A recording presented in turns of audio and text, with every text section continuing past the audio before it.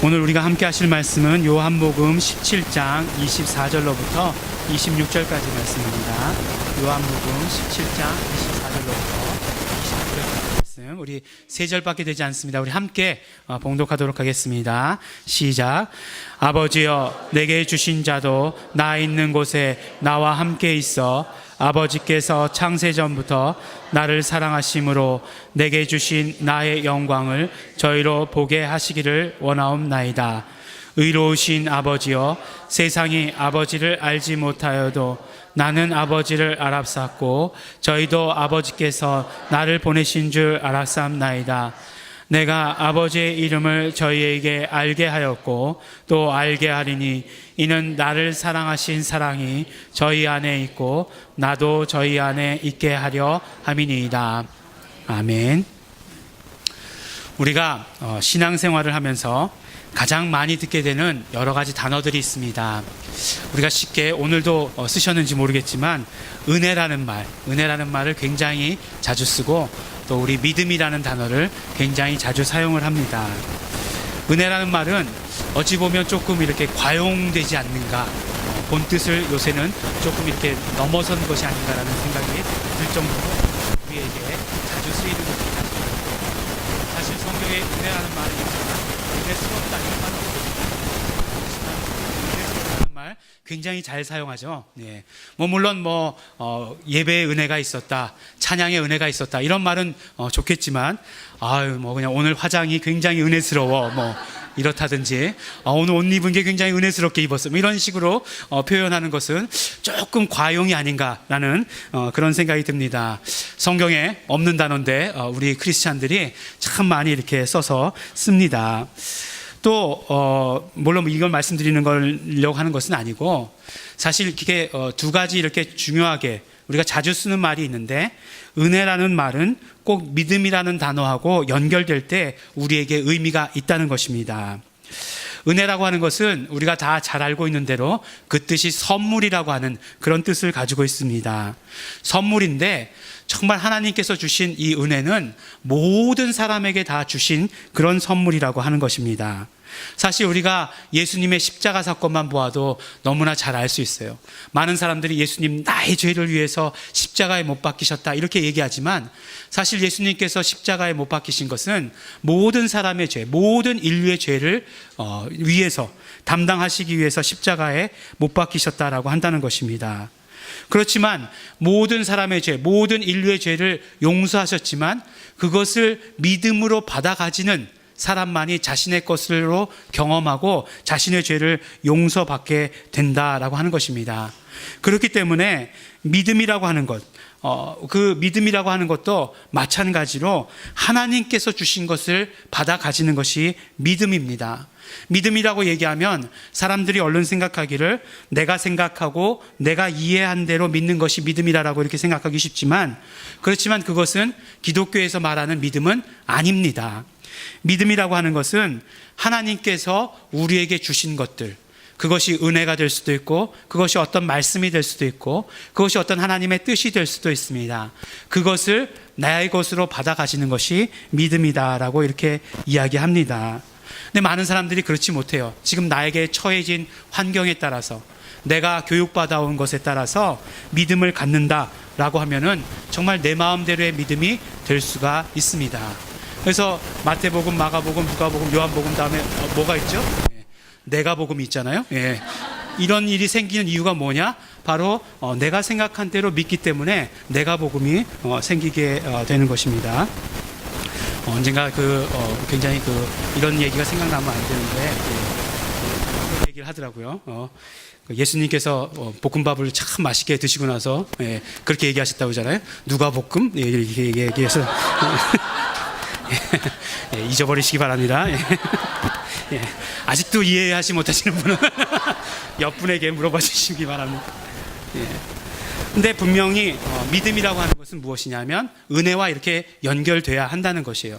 하나님께서 은혜를 주실 때 모든 사람에게 편만하게 똑같이 내려주시지만 그러나 우리가 믿음으로 그것을 받아 가질 때 그것을 우리 올바른 믿음이다라고 하는 것입니다. 그래서 우리는 하나님이 계시해 주신 것이 무엇인지, 하나님께서 말씀해 주시는 것이 무엇인지, 하나님께서 뜻하시는 것이 무엇인지 알기 위해서 성경을 읽습니다. 성경을 통해서 하나님께서 말씀하시는 것이, 하나님께서 우리에게 계시하시고자 하시는 것이 무엇인지 읽습니다. 이게 근데 너무나 맞는 말이고 너무나 정확한 행동이지만, 그렇지만 성경을 읽는 누구나 다 똑같은 생각을 갖게 되느냐? 그게 또 아니라고 한다는 것이에요. 너무나 의문이 많습니다. 또 한 가지는요, 구약에 보면은 하나님의 뜻과 하나님의 말씀을 천사들과 선지자들을 통해서 말씀을 해주셨습니다. 그러면 선지자들과 천사들을 통해서 말씀하신 그 말씀이 하나님의 뜻에 충분히 말씀하실 때 상황에 맞춰서 말씀하신 것인지, 아니면 언제나 하나님의 뜻을 전부 다 이렇게 계시하시는 것에 대해서 너무나 궁금하다라고 한다는 것입니다. 또 여러분들 굉장히 높아심에서 말씀을 드리는데, 또 김채원 목사가 성경을 읽어도 하나님의 뜻을 알 수 없다 그렇게 얘기했다고 그렇게 어디 가서 얘기하지 마시기 바랍니다. 예, 여기만 이렇게 딱 이 부분 딱 잘라서 얘기하면 완전히 이단되는 거죠. 성경을 읽어도 하나님의 뜻을 알 수 없다, 뭐 이런 식으로 되는 거죠.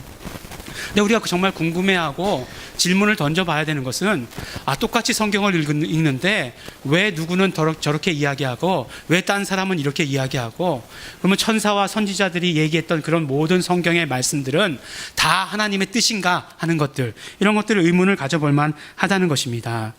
그렇기 때문에 우리는 예수님께서 말씀해 주신 그 말씀에 훨씬 더 집중해야 되고 귀를 기울여야 되는 것이 사실입니다. 왜냐하면 예수님만큼 하나님의 뜻을 잘 아시는 분은 없기 때문에 그래요. 예수님만큼 하늘나라에 대해서 잘 아시는 분은 없기 때문에 그렇습니다. 뭐 누가 천국을 갔다 왔다 그래가지고 천국이 이렇다라고 얘기하지만, 그것이 맞는 것인지 아닌 것인지도 잘 모르겠고, 그 천국의 사정에 대해서는 예수님만큼 더 잘 아시는 분은 없다라고 한다는 거예요. 그래서 예수님께서 말씀하시고 예수님께서 이 땅 가운데 오셔서 보여주신 것들을 우리가 더 관심을 기울이고 그것에 집중해야 하는 것이고, 그리고 그것을 우리가 받아들이고 믿음으로 가져야 한다는 것입니다. 예수님께서 오셔서 하신 모든 행동들, 많은 이적을 행하시고 병든 자를 고치시고 하신 그런 모습들을 통해서 우리는 하나님의 뜻을 알 수 있게 되는 것입니다. 정말 예수님께서 병든 자를 보면 다 치유하셨어요. 무슨 말씀이에요? 나는 정말 하나님의 그것을 통해서 우리 하나님의 뜻을 알 수 있는 것 아니에요? 병든 자가 없기를 원하고 모든 사람에게 있어서 생명이 넘치기를 원하신다는 그런 어떤 하나님의 뜻을 알 수 있는 것 아니겠습니까? 오병이어의 이적을 통해서 우리가 무엇을 알 수 있어요? 하나님 정말 우리의 어떤 어려움을 그대로 내어버려 두시는 분이 아니시다라고 하는 그 사실을 우리 깨달을 수 있지 않습니까? 우리가 배고픈 것을 그냥 내어버려 두시는 것이 아니라 언제나 먹이시고 풍족하게 하시는 그런 하나님이시라는 분, 그것이 하나님의 뜻이라고 하는 것을 우리는 그런 어떤 이적 가운데 알 수 있다는 것입니다. 우리가 매일의 삶 가운데서 사실 이적을 경험해야 된다라고 이렇게 말씀을 합니다. 근데 이적을 경험하면 단순히 그 신비한 어떤 체험을 했다라고 하는 것에 초점 맞추게 되는 것이 아니라, 이적을 경험해 본 사람은 알 수 있어요. 이적을 경험하게 되면 얼마나 그것에 많은 의미를 둘 수 있는지, 그것을 통해서 하나님이 어떤 분이신지 얼마나 풍성하게 알 수 있는지 우리는 그 이적을 경험해 봐야 알 수 있는 것입니다. 내가 정말 가지고 있는 작은 병들, 그것을 치료해 주심으로 말미암아 하나님의 성품, 하나님의 의도, 하나님의 사랑, 이 모든 것들을 우리가 한꺼번에 깨닫게 되는 것입니다. 그렇기 때문에 그런 모든 이적을 우리의 매일매일의 삶 가운데서 경험해야 되는 것이에요. 예수님을 통해서 드러내신 그 하나님의 뜻, 하나님의 모습, 하나님의 그런 어떤 본질을 우리가 경험해야 한다는 것입니다. 또 예수님께서 이 땅 가운데 오셔서 정말 그 공생에 사역하시는 가운데 정말 이런 이적들이 일어나고 병든 자를 고치실 때 얼마나 분위기가 좋았겠습니까? 정말 막 그냥 사람들이 막 업되고 좋잖아요. 또 생명이 풍성한 그 현장 가운데 있으면 나도 생명이 풍성하게 느껴지는 거잖아요. 그런데 꼭 그럴 때마다 예수님께서 초를 치세요. 나는 죽을 것이다, 이렇게 초를 치세요. 그 정말 분위기 좋다가 제자들이 그 말씀을 들을 때마다 얼마나 정말 다운됐겠습니까? 나는 십자가에 달려 죽을 것이다, 이렇게 얘기를 하셨다라고 하는 거예요. 근데 우리가 너무나 잘 알고 있듯이 예수님의 십자가 사건은 정말 하나님의 뜻을 이루는 데 있어서 너무나 중요한 사건이라고 하는 것을 우리 너무나 잘 알아요. 예수님께서 십자가의 지심으로 말미암아 모든 인간의 죄와 사망의 문제를 해결해 주신 것이죠. 그래서 우리의 모든 죄를 용서하시고 우리가 그 그 예수님의 십자가의 보혈로 말미암아 죄가 용서받고 영생 얻게 된 것 아니겠습니까?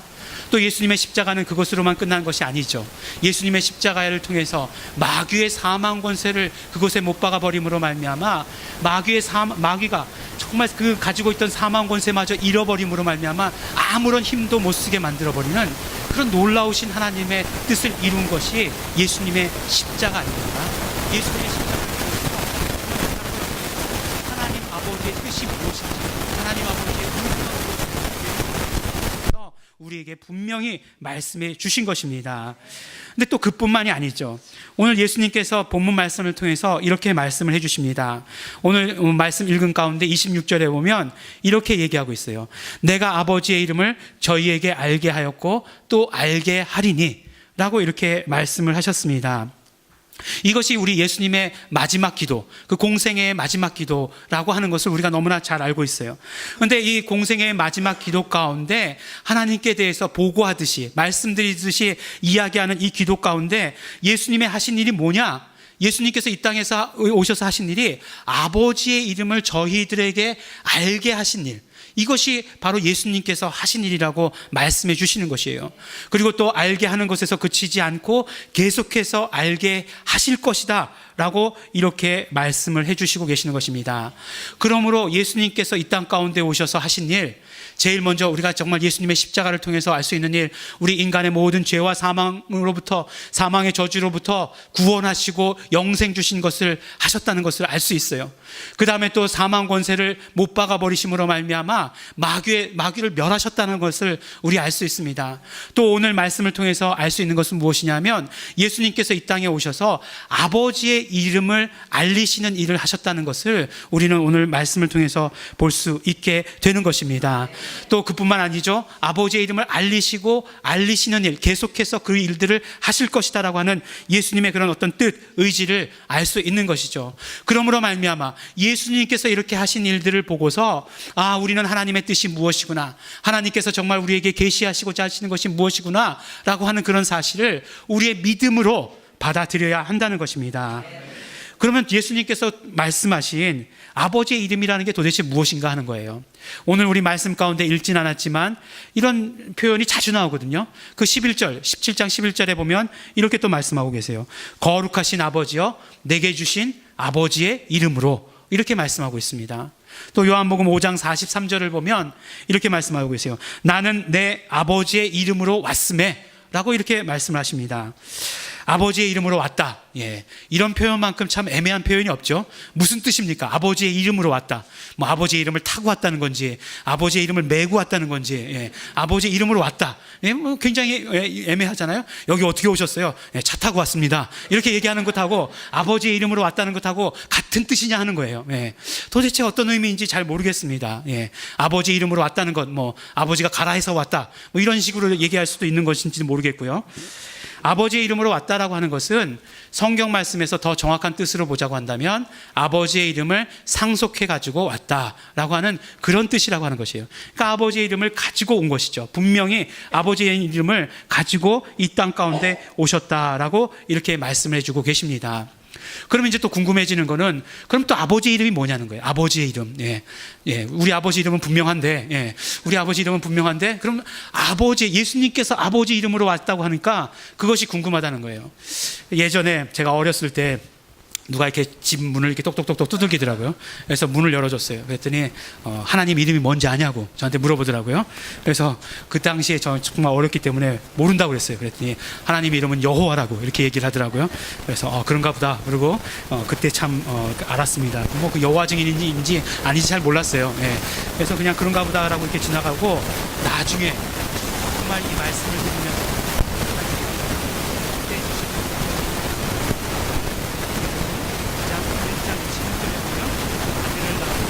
이름을 예수라 하라 라고 이렇게 말씀하고 있죠.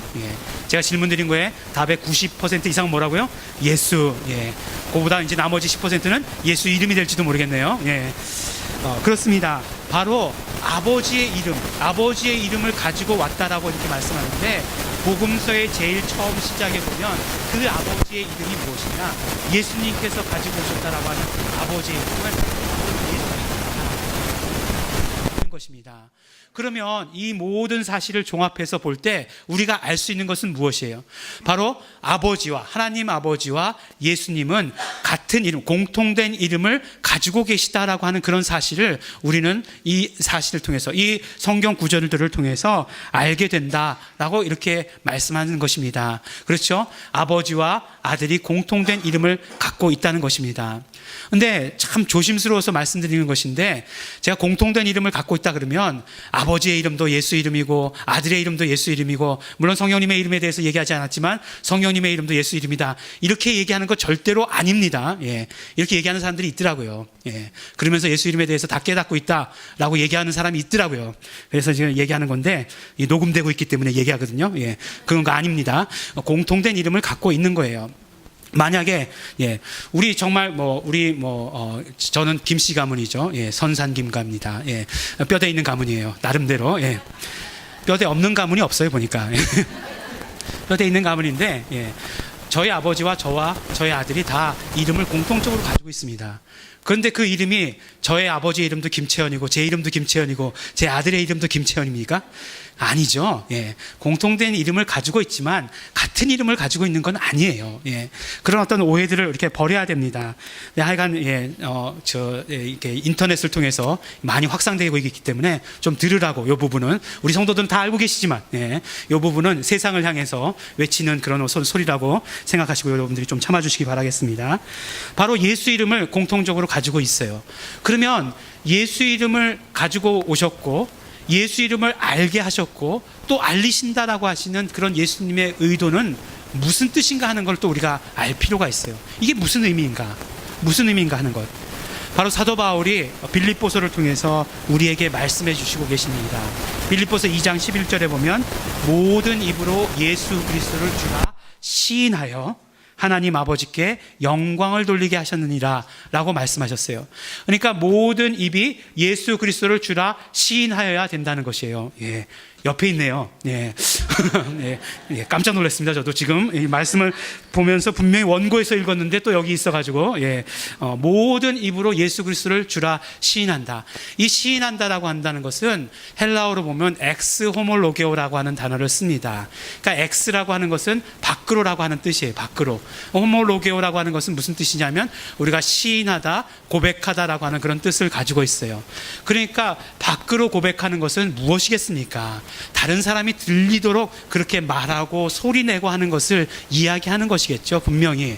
그래서 만약에 에이스 호몰로게오라는 단어가 있는지 없는지는 모르겠지만 그런 단어가 있다라고 한다면 혼자 속으로 혼잣말 해도 되겠지만, 그런데 여기서 분명히 말씀하고 있는 것은 밖으로 소리가 나가도록 해서 다른 사람이 듣도록이라고 하는 그런 의미를 가지고 있습니다. 그러니까 예수님께서 아버지의 이름, 예수 이름을 알리셨다라고 하는 것은 우리로 하여금 그 이름을 소리내어서 부르라라고 하는데 의미가 있는 것입니다. 단순히 이것은 이 성경 구절에만 나와 있는 그런 의미가 아니에요. 구약에서 모든 예배 가운데에서 하나님의 이름이 등장했을 때 그 하나님의 이름은 부르는 이름이었고, 정말 단순히 그냥 소리내는 것을 넘어서서 외치고 크게 소리내는 그런 이름이었다라고 하는 것을 성경을 통해서 알고 있는 것입니다. 그러므로 예수 이름, 아버지의 이름을 우리에게 가르쳐 주시면서 우리는 그 이름을 고백하고 외치고 말하고 부르라라고 이렇게 말씀해 주시는 것입니다. 성경을 보면 그렇기 때문에 첫째로 우리가 그 이름을 불러서 하나님의 자녀가 되는 것입니다. 사도행전 2장에 보면 베드로 사도가 이제 성령께서 강림하신 후에 이제 많은 사람들이 모였을 때 설교를 하게 됩니다. 그때 설교를 하시고 나서 맨 마지막에 요엘 선지자의 말씀을 인용하게 됩니다. 자녀들은 영광을 보고 청년들은 환상을 보고 아비들은 꿈을 꾸리라. 우리 찬양 가운데 많이 불렀던 그 말씀이 바로 요엘 선지자의 예언의 말씀입니다. 그리고 마지막에 뭐라고 말씀하셨냐면 주의 이름을 부르는 자는 구원을 얻으리라 라고 이렇게 말씀하세요. 근데 요엘 선지자, 요엘서에 보면 이 말씀이 그대로 나와 있는데 뭐라고 기록되어 있냐면 누구든지 여호와의 이름을 부르는 자는 구원을 얻으리라 라고 이렇게 말씀하고 있습니다. 근데 사도 베드로만 그 부분의 말씀, 그 구절만 여호와의 이름 대신에 주의 이름을 부르는 자는 구원을 얻을 것이다 라고 이렇게 말씀을 한 것입니다. 그러면 또 궁금해서 주의 이름하고 예수 이름하고 다르지 않을까요? 라고 말씀하실 수 있을지 모르겠는데, 이 베드로의 그 2장에서의 설교의 내용을 보면 예수 그리스도가 주되심을 말씀하신 것이 베드로의 설교의 주된 내용이었다는 것입니다. 그러니까 그 말씀 가운데 맨 마지막에 주의 이름이라고 얘기했다고 한다면 그것은 분명히 예수 이름이라는 것을 우리에게 말씀해 주시는 것입니다. 예수 이름을 부르는 자는 구원을 얻을 것이다 라고 말씀해 주세요.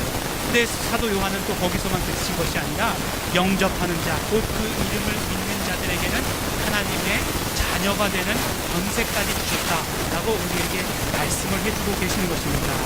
그러니까 정말 그 예수 이름을 부르는 자는 구원을 얻을 것이고, 단순히 구원이 아니라 그 이름을 부르는 자는 하나님의 자녀가 되는 그런 권세까지 누리게 되는 것이다 라고 우리에게 말씀해 주시는 것입니다.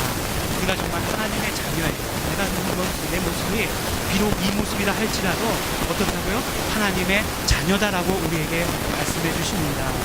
요한복음 1장 12절의 말씀이 나올 때마다 늘 떠오르는 것은 무엇이냐면 이것이 떠올라요. 영접하는 자라고 하는 것은 곧 그 이름을 믿는 자와 같은 뜻이죠. 그러니까 영접하는 자라고 하는 것과 이름을 믿는 자는 같은 뜻입니다. 헬라어로 보던 한국말로 보던 같은 뜻, 동격이라고 하는 것을 우리가 알 수 있어요. 근데 이 성경 말씀을 헬라어로 보면 영접한다라고 하는 단어는 어떻게 쓰냐면 과거형으로 써져 있어요. 그리고 그 이름을 믿는다 할 때 그 믿는다는 현재형으로 써져 있습니다. 그러니까 뭐 믿는 거, 영접하는 건 과거의 일이고 믿는 것은 현재의 일이다. 헬라어의 시제는 그런 뜻이 아니고, 그 헬라어의 과거는 그 동작이 일어났다라고 하는 의미. 그러니까 어떤 영접한다라고 하는 그런 어떤 동작이 발생했다라고 하는 그 의미이고, 그 다음에 믿는다라고 하는 것이 현재형으로 쓰였다는 것은 어떤 의미냐면 현재에도 계속된다라고 하는 그런 의미를 가지고 있습니다. 그러니까 우리가 계속해서 그 이름을 믿는다라고 하는 것이 어떤 의미이겠습니까? 예수님께서 우리에게 그 이름을 알리셨던 그런 의미 아닐까요? 우리로 하여금 매일매일 삶 가운데서 그 이름을 부르고 그 이름을 외치고 그 이름으로 기도하고 그 이름으로 영광 돌리고 하라는 그런 의도 아니겠는가 하는 거예요. 그러므로 우리가 매일매일의 삶 가운데서 하나님의 자녀가 되는 권세를 누릴 수 있는 것은 우리가 예수 이름을 매일매일 부를 때, 그럴 때 우리가 하나님의 자녀 되는 권세를 매일매일 경험할 수 있다라고 우리에게 말씀해 주시는 것입니다. 두 번째로요, 우리가 예수 이름을 부를 때 하나님의 사랑도 받게 되는 것이다 라고 말씀합니다. 참 우리 현대인들은 사랑에 대해서 굉장히 갈급해하는 것을 느끼게 됩니다. 왜냐하면 너무너무 외롭기 때문에 그래요. 그리고 너무너무 관계가 단절되고 가기 때문에 그렇습니다. 그런데 하나님께서 우리를 사랑해 주실 때, 예수 이름을 우리가 부를 때 하나님께서 우리를 사랑해 주신다라고 말씀하시는데, 그 사랑에 대해서 우리가 얼만큼 알고 있는가 사실 점검해 볼 필요가 있어요. 그냥 예수님께서 사랑을 주신다라고 하니까 이렇게 지나가다가 뭔가 이렇게 한번 이렇게 물질로 큰 축복 주시면 하나님께서 나를 사랑해 주시는구나 라고 이렇게 느끼는, 내가 정말 삶 가운데서 외롭고 힘들 때 정말 하나님의 터치를 느꼈어요. 그래서 하나님께서 나를 사랑하시는 것을 느꼈어요 라고 하는 그런 사랑 정도가 아니라고 하는 것을 우리 분명히 알아야 됩니다.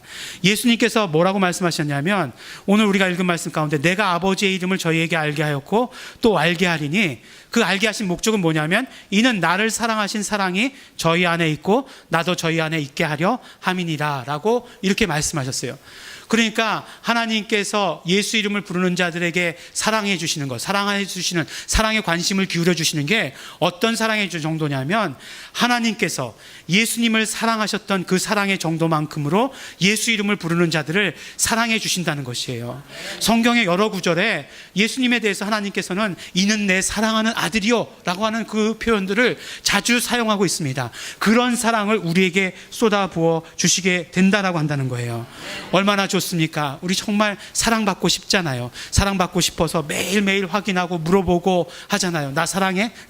어떤 때는 직접적으로 물어보기도 하고, 물어보는 것이 창피하면 뭔가 갑자기 퉁퉁 부은 얼굴로 하기도 하고, 그래서 사랑 표현을 해달라는 거죠. 그래야 내가 풀어지겠다 이런 거 아니겠어요? 매일매일 그런 어떤 사랑에 갈급해하고 있지만, 예수 이름을 부를 때 하나님께서 예수님을 직접 사랑해 주신 그 사랑으로 우리를 사랑해 주신다라고 말씀해 주시는 것입니다. 그뿐 아니죠. 그 이름을 부를 때 예수님께서도 우리 안에 거하신다라고 말씀하시니까 정말 그 예수 이름을 부름으로 말미암아 우리의 삶 가운데 하나님의 사랑이 얼마나 풍성할 수 있는지 우리에게 알려주십니다. 세 번째로 우리가 예수 이름을 부를 때 예수 이름으로 우리를 이 땅 가운데, 이 땅의 삶에서 우리를 보존해 주십니다. 우리가 오늘 읽진 않았지만 요한복음 17장 11절 그 윗구절의 말씀을 보면 거룩하신 아버지여 내게 주신 아버지의 이름으로 저희를 보존하사 라고 이렇게 말씀해 주고 계시는 것입니다. 우리가 예수 이름을 부를 때 이 땅의 삶에서도 우리가 보호받는 것입니다. 보호받는 삶을 사는 것입니다. 이 땅의 삶에서 우리를 위협하는 것들, 정말 세상이 발달하면 발달할수록 점점 더 많아집니다. 매일 끊임없이 들려오는 사고의 소식들, 그것 때문에 얼마나 지금 한국이 진통을 겪고 있습니까? 병의 소식들, 에볼라가 지금 미국에 진입했다라고 하는 그런 이야기들도 들려줍니다. 아이들과 부녀자들에 대한 그런 어떤 무차별적인 폭력의 이야기도 들려주고, 이제는 나만 잘 걸어가면 되는 게 아니에요. 어떤 사람이 와가지고 그냥 묻지마 폭력 그래가지고 그냥 칼을 들이댈 수도 있는 그런 세상 가운데 지금 우리가 살고 있습니다. 그러면 나만 잘하면 이 세상에서 보호받고 살 수 있다, 이렇게 얘기할 수 있습니까? 이제는 그렇게 얘기할 수 있는 세상이 아니라고 한다는 것이에요. 비록 우리나라에는 이제 총이 없어가지고 두두두두둑 하는 사람은 없지만, 정말 그 가까운 미국에도 보면은 정말 총 가지고 이렇게 쏘는 것들, 그 총알이 나는 예수 믿기 때문에 피해간다, 이렇게 얘기할 수 있겠습니까? 그렇지 않겠죠. 하지만 우리가 예수 이름을 부를 때 이런 모든 환경 가운데서, 이런 모든 어려운 삶들 가운데서 우리가 보호받고 보존된다라고 우리에게 말씀해 주시는 것입니다. 이것이 얼마나 우리에게 놀라운 특권이고, 이것이 얼마나 우리에게 놀라운 능력인가 하는 거예요. 예수 이름을 부르는 자에게 있어서 모든 삶을 정말 하나님께서 책임져 주시고 보호해 주신다라고 하는 이 사실이 얼마나 우리에게 있어서 중요한 일인가, 큰 능력인가 하는 것입니다. 그러므로 우리의 매일매일의 삶 가운데서 예수 이름을 불러서 하나님의 보호하심을, 하나님의 보호의 손길을 경험하면서 살아야 된다라고 우리에게 말씀해 주십니다. 네 번째로 우리가 예수 이름을 부를 때 우리는 생명을 얻게 됩니다. 요한복음 20장 31절에 그 이름을 힘입어 생명을 얻게 하려 함이다 라고 말씀해 주시고 계십니다. 예수님께서 말씀하시는 이 생명은 단순히 우리 목숨이 연장되는 것을 의미하는 것이 아닙니다. 그것을 훨씬 더 뛰어넘는 영원한 생명을 말씀해 주시는 것이에요. 정말 그 제한 없는 그런 영원한 생명을 우리가 예수 이름을 부를 때 누리게 된다라고 이렇게 이야기하는 것입니다. 우리는 물론 예수를 주라 시인하는 그 순간부터, 예수 이름을 불러서 구원받고 하나님의 자녀가 되는 그 순간부터 영원한 생명을 부여받았습니다. 그렇기 때문에 영원한 생명을 누리면서 사는 것입니다. 그런데 그 영원한 생명이 예수 이름을 부를 때마다 우리에게 더욱더 충만하게 경험되어진다라고 우리에게 말씀하시고 계시는 것입니다. 많은 분들이 천국이 어떤 곳일까에 대해서 궁금해합니다. 어떤 사람들 천국 갔다 왔다고 얘기하고, 천국 갔다 왔더니 정말 모든 대로가 금으로 정말 포장이 되어 있고, 정말 모든 보석으로 치장되어 있고, 이렇게 얘기하는 분들 많이 있습니다. 성경의 어떤 구절도 그렇게 표현되어 있는 부분들 많이 있습니다. 그런데 천국에 대해서 생각해 보면, 그런 천국에 그런 거 꼭 필요할까요? 라는 그런 생각이 들어요. 천국에 그런 게 꼭 필요할까요? 금으로 포장되어 있고, 다이아몬드로 주렁주렁 나무에 열매가 맺혀 있다. 지금 우리의 삶에 그게 더 필요하죠. 그런 것들이 있다면 얼마나 좋겠습니까, 지금. 금으로 그냥 다이아몬드 그냥 이렇게 하면은, 이게 좁아 터진 그냥 교회당에서 안 하고, 그냥 큰 데에서, 아주 널쩍널쩍한 데에서 하면 좋잖아요. 분위기 좋고. 근데 천국에 가야 그게 있다라고 한다면, 오히려요, 천국은 어떤 곳일까라고 생각해 보면, 천국은 생명이 충만한 곳이 천국이라고 생각을 합니다. 정말로 생명이 충만한 곳이 천국일 것이다라고 생각을 해요. 우리가 이 땅의 삶에서도 그 천국의 생명을 경험할 수 있다는 것이에요. 어떻게요? 우리가 예수 이름을 부를 때마다, 예수 이름을 부를 때 생명이 충만한 것입니다. 여러분들 사실 세상에 속고 있어서 그렇지, 우리가 이 생명을 위해서 얼마나 많은 물질들을 투자하고 있는지 몰라요. 우리가 나이가 25세가 되면 다 이제부터 그때부터 생명이 조금씩 줄어든다라고 얘기합니다. 물론 영생 말고요, 우리 목숨이요. 그러면 그 다음부터 많은 투자들을 하죠. 많은 투자들을 해서 이 생명이 줄어드는 것에 대해서 어떻게 회복해 보려고 그래요. 뭐라고 얘기하죠? 안티에이징, 이래가지고 나이를 거슬러 보려고 이렇게 얘기합니다. 여자분들에게 있어서는 안티에이징 이런 것들이 있고, 남자분들은 그 이후로부터 이제 소멸되어가는 정력, 이것을 위해서 정말 많은 투자들을 하고 있는 것을 볼 수 있어요. 뭘 얘기하려고 그랬는지 모르겠지만 어쨌든지 간에 만약에 얼른 영생이 이해가 되지 않으면 예수 이름을 부를 때마다 안티에이징이 된다라고 생각하시면 훨씬 더 빠르게 우리에게 이해가 될지도 모르겠어요. 정말로 생명이 풍성한 것보다 더 부러운 것, 더 돈으로 살 수 있는 것, 더 어떤 물질을 투자해서 얻을 수 있는 것 아무것도 없다라고 한다는 것입니다. 그런데 뭐라고요? 우리가 예수 이름을 부를 때마다 우리에게는 그 영원한 생명이 충만해진다라고 우리에게 말씀해 주시는 것입니다. 마지막으로 우리가 예수 이름을 부를 때 우리는 하나님의 영광을 체험하게 됩니다. 처음에 말씀드릴 때 은혜와 믿음 이런 단어들에 대해서 말씀드렸지만 영광이란 단어도 굉장히 우리 크리스찬들이 애매하게 쓰는 단어 중에 하나예요. 참 우리 삶이 영광 돌리기를 원합니다 라고 이렇게 얘기하는 것들이요, 다 한 번씩은 얘기해 보셨을걸요. 저도 그렇게 얘기해 봤어요. 충분히. 근데 영광 돌리는 게 뭐예요? 어떻게 하는 게 하나님께 영광 돌리는 거예요? 물어보면 어떻게 얘기하냐면, 내가 굉장히 잘 살아가지고 많은 사람들의 모범이 되는 것, 내가 굉장히 어떤 높은 지위에 올라가지고 많은 사람들의 모범이 되는 것, 그러면 하나님께 영광 돌릴 수 있지 않을까요? 이렇게 얘기합니다. 뭐 틀린 얘기가 아닐 수도 있어요. 틀린 얘기가 아닐 수도 있지만 또 정확한 얘기도 아닐 수도 있어요. 그러니까 우리가 영광에 대해서 어떤 면으로 이야기하면 굉장히 다른 쪽으로 오해하고 있는지도 모른다라고 하는 것입니다. 그런데 오늘 말씀 가운데 우리가 읽진 않았지만 예수님의 17장의 기도 가운데 영광이 무엇인지에 대해서 우리에게 설명해 주시는 부분들이 있습니다. 요한복음 17장 11절과 요한복음 17장 22절이 아주 같은 말을 두 번 반복해 놓은 것처럼 그렇게 써져 있는 구절이 됩니다. 17장 11절에 보면은 뭐라고 말씀하시냐면, 내게 주신 아버지의 이름으로 우리와 같이 저희도 하나가 되게 하여 주시옵소서라고 이렇게 말씀을 하십니다. 그러니까 이 성경 구절에서 제일 중요한 것은 무엇이냐면 하나가 되게 하여 주시옵소서라고 하는 이 부분이 제일 중요해요. 근데 22절의 말씀에 보면 뭐라고 말씀하고 있냐면, 내게 주신 영광을 저희에게 주었사오니 우리가 하나 된 것 같이 저희도 하나가 되게 하려 함이니이다 라고 이렇게 말씀하십니다. 그러니까 22절에서도 가장 중요한 말씀은 무엇이냐면 하나 되는 것, 하나 되게 하는 것이 가장 중요한 말씀이에요. 그런데 이 가장 중요한 말씀을 두 번이나 반복하면서 단지 다른 것은 무엇이냐면 앞부분이 달라요. 17장 11절에 보면 내게 주신 아버지의 이름이라고 말씀하고 있고, 22절에 보면 내게 주신 아버지의 영광이라고 이렇게 말씀을 하고 있습니다. 그렇다고 한다면 이 말씀, 하나 되게 해달라고 하는 이 공통적인 말씀을 가지고 표현은 다르겠지만 다르게 표현한 이유가 무엇이겠는가?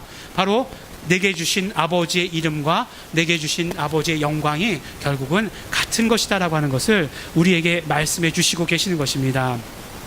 또한 그뿐만 아니죠. 오늘 읽은 본문 말씀 가운데 24절의 말씀에 보면은 정말 이런 말씀이 있어요. 그 24절 끝에 보면 나를 사랑하심으로 내게 주신 나의 영광이라고 하시는 표현이 있습니다. 예수님께서 하나님께 대해서 말씀하실 때 하나님께서 나를 사랑하시기 때문에 영광을 나에게 주셨다라고 이렇게 말씀하시는 것이에요. 그런데 마지막 절에 보면 26절, 오늘 읽은 말씀 마지막 절에 보면 그 아버지의 이름을 알게 하신 그 목적이 무엇이냐? 바로 아버지의 사랑이 저들 가운데 거하게 하기를 원하신다라고 이렇게 말씀하시는 것이에요. 그러니까 사랑하심으로 영광을 주셨고 이름을 주심으로 그들을 사랑하게 하신다라고 하는 그 말씀을 통해서 바로 하나님께서 주신 영광과 바로 그 이름이라고 하신 아버지의 이름은 같은 의미라고, 같은 뜻이라고 된다는 것을 우리에게 말씀해 주시고 계시는 것입니다. 그렇기 때문에 우리가 예수 이름을 부를 때 우리는 하나님의 영광을 체험하는 것이고, 우리가 예수 이름을 부를 때에 하나님께서는 영광 받으시는 것이다 라고 말씀해 주시는 것이에요. 하나님의 영광의 본질은 무엇에 있느냐? 예수 이름 가운데 있는 것이고, 우리가 정말 예수 이름으로 하는 모든 것들 가운데 영광을 체험하고 하나님께서는 영광 받으신다라고 우리에게 말씀해 주시는 것입니다. 우리가 예수 이름을 부를 때에 정말 성경 가운데 기록된 이 많은 축복들이 우리에게 그대로 경험되어진다라고 오늘 우리에게 말씀해 주시는 것입니다. 그러므로 오늘 말씀을 통해서 우리가 알 수 있는 것은 무엇입니까? 우리가 예수 이름을 부르는 것이 하나님의 뜻이라는 것이에요. 하나님의 의도라는 것이고 하나님의 전적인 계시라고 하는 사실을 오늘 우리에게 말씀해 주시고 계시는 것입니다. 그렇기 때문에 그것을 우리가 받아가지는 것이 믿음이에요. 그것을 우리가 받아가지는 것이 올바른 믿음이고 우리 크리스찬들이 받아가져야 하는 믿음인 것입니다. 정말 예수님께서 말씀하신 그 뜻을 우리가 그대로 받아가져야 돼요. 그러므로 우리가 예수 이름을 불러야 하는 것입니다. 한 2달 정도 됐죠. 2달 아직 못 됐습니다. 2달 전에 중국에 다녀왔습니다. 중국에 다녀온 다음에 여러분들께 제가 간증한 적이 있죠. 간증을 했습니다. 그때 정말 우리 선교 램을 하러 갔는데 그 지하교회, 도시의 지하교회로 인도받아서 가게 되었습니다. 그 첫날은 원죄에 대해서 시인시키고, 둘째 날은 말씀을 전하면서 예수 이름에 대해서 전했어요. 예수 이름에 대해서 전하면서 첫 번째 마음속에 가졌던 것은 우리 복음이 이런 거야 라고 하는 그런 맛배기, 이런 거다라고 하는 그런 보여줌, 그런 것들이었어요. 근데 이렇게 계속해서 전하면서 어떤 생각이 들었냐면, 뭐라고 제가 반복하는 걸 느꼈냐면, 예수 이름은 부르는 이름이다라고 하는 걸 계속해서 반복하는 걸 느끼게 되었어요. 예수 이름이 그런 거니까. 계속해서 이렇게 반복하면서 이렇게 얘기했습니다. 그러면서 이제 점점 시간이 지나면서 마지막에 대해서 부담감이 생기는 거예요. 이 사람들이 예수 이름을 딱 1시간 전했는데 1시간 가지고 이 사람들이 예수 이름 부르자고 하면, 예수 내 구주 부르자고 하면 부를 수 있을까? 라고 하는 그런 마음이 제 마음속에 두려움으로 이렇게 막 이렇게 올라오는 거예요. 왜 당연히 그렇지 않겠어요? 목사가 이렇게 예수 이름은 부르는 겁니다. 자, 이제 부릅시다 했는데 아무도 안 불러요. 그러면 얼마나 참 그렇겠습니까? 여러 가지 많은 생각을 하게 되는 것 아니겠어요? 능력이 없나 보다, 아직 아닌가 보다, 이런 여러 가지 생각들, 좌절들, 이런 것들이 올 것이 분명하기 때문에 그런 두려움을 가지고, 그렇지만 부르자고 하는 이름이니까 부르자라고 이렇게 얘기했어요. 근데 너무나도 놀랐습니다. 정말로 너무나도 놀랐어요. 또 정말 가지고 있었던 의문이 또 다른 의문으로 바뀌었는데, 뭐냐 하면, 왜 이 사람들이 이렇게 예수 내 구주를 잘 부릅니까? 라고 하는 그런 질문으로 또 다시 바뀌게 되었어요. 정말 어떤 분들 정말 눈물 흘리시면서 막 예수 내 구주 부르는 분들도 있었고, 처음 듣는 것이 분명할 텐데도 그렇게 부르는 것을 볼 수 있었습니다. 어떻게 이런 일들이 일어날 수 있을까? 왜 이런 일들이 일어났을까? 정말 감사하면서도 그것이 질문이 되었습니다. 그런데 그것에 대한 어떤 답이라고 느꼈던 것은 무엇이냐면, 이제 마지막 때가 가까웠기 때문이다라고 하는 것이 분명히 주시는 대답이라고 느꼈습니다. 어떤 면으로 보면 이제는 복음이 자리를 펴고, 마음문 열게 하고, 그 다음에 이렇게 우리 삶의 어떤 것들 가운데서 보여주고, 물론 이런 것들이 없어야 된다는 건 아니지만, 그런 것보다 훨씬 더 급하게 복음은 전해져야 된다라고 말씀하시는 것일지도 모르겠다라고 하는 그런 생각이 들었어요. 그렇기 때문에 정말 시간이 없을지도 모르는 이 시대 가운데, 이런 세대 가운데에서 우리 예수 이름을 전해야 되는 것이다라고 하는 그런 어떤 사인을 우리에게 주신 것이다라고 하는 그런 생각이 들었습니다. 정말 예수 이름에 대해서 이 시대에 너무나 많은 고통을, 그 이름을 전하는 것에 대한 어려움을 우리는 너무나 잘 알고 있습니다.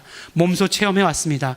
그럼에도 불구하고 하나님께서 분명하게 우리에게 보여주시는 사인은 무엇이냐면, 그럼에도 불구하고 우리는 예수 이름을 전하고 증거하는 일에 힘쓰고 애써야 된다라고 우리에게 말씀해 주십니다.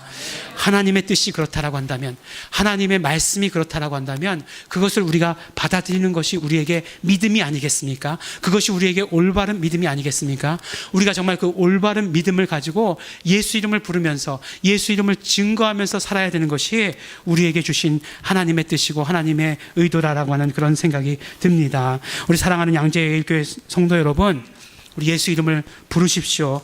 예수 이름을 불러서 우리 모든 축복을, 정말 성경 가운데 기록된 모든 축복들을 우리가 그대로 삶에서 경험하게 되기를 원합니다. 성경 가운데서 주신 모든 축복이 정말 풍성하게 차고 넘치게 되기를 원합니다. 또한 그뿐만 아니라 우리가 정말 예수 이름을 체험해서 나 잘 살게 되었다, 내가 정말 건강하게 되었다라고 하는 데서 그치는 것이 아니라, 이제는 정말 우리에게 있어서 예수 이름을 전하라고 하는 그 말씀, 그것을 우리의 믿음으로 받아들여서 정말 우리가 예수 이름을 전하는 데 우리 사용해야 될 것이다라고 생각합니다. 말씀을 어떻게 마칠까? 라는 생각을 하다가 우리도 불러야죠. 예. 우리도 불러야 되는, 왜냐하면 예수 이름은 부르는 이름이라고 했기 때문에 우리 말씀을 끝마치면서 우리도 함께 부르게 되기를 원합니다. 우리가 부를 때에 정말 그 중국의 지하교회보다 더 크게 부를 수 있을까요? 예. 여러분들이 그분들이 어떻게 부르시는지 못 봤기 때문에 얼만큼 부르는 게 더 크게 부르는 건지 더 우렁차게 부르는 건지 아실 수 없겠지만, 그렇지만 오늘도 부르라고 하셨으니 오늘도 부르기를 소원합니다. 우리 한 3분 정도의 시간을 정해놓고 우리 예수 이름 함께 부르도록 하겠습니다. 예수 내 구주, 예수 내 구주. 우리 함께 예수 이름 함께 부르겠습니다.